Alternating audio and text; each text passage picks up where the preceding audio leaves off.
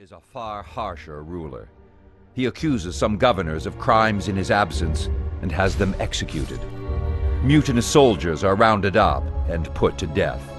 And when his closest friend, Hephaestion, dies of a fever in 324 BC, Alexander lashes out in all directions, blaming the innocent for his friend's death. The doctor who was unable to save Hephaestion's life is executed on Alexander's orders. Local users are slaughtered over the man's body, and Hephaestion is now worshipped as a hero. All this builds a picture of Alexander as a man who has gone beyond what is expected as the norm in Greek society, both in terms of his relationships with men and in terms of how he is expected to behave as king. Alexander never recovers from his friend's death. In Babylon, he uncorks the wine bottle one last time. After yet another night of binge drinking, Alexander complains of severe stomach pains. He's then hit with a fever that rages for 12 days. It is only 8 months since Alexander's closest friend died, with almost identical symptoms. According to historian Arrian, Alexander slowly loses the use of his legs and is confined to bed. He then loses the use of his arms and the ability to speak. Symptoms which point to what doctors call ascending paralysis.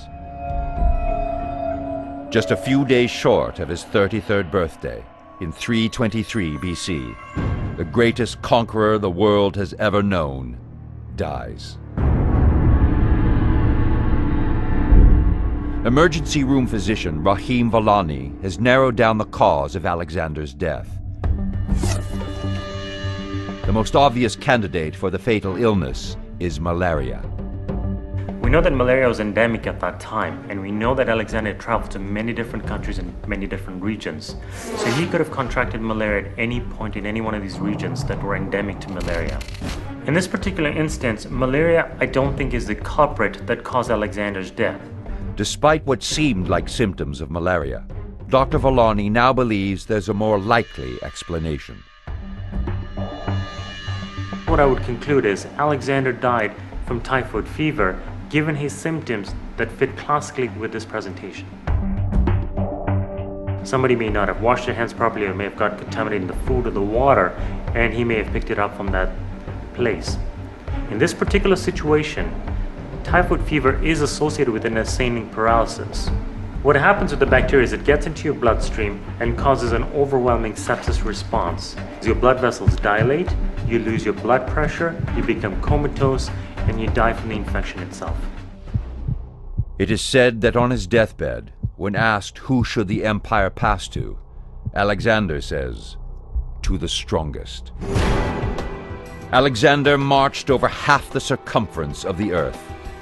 Along the way, he never lost a battle, and he stacked up a huge body count.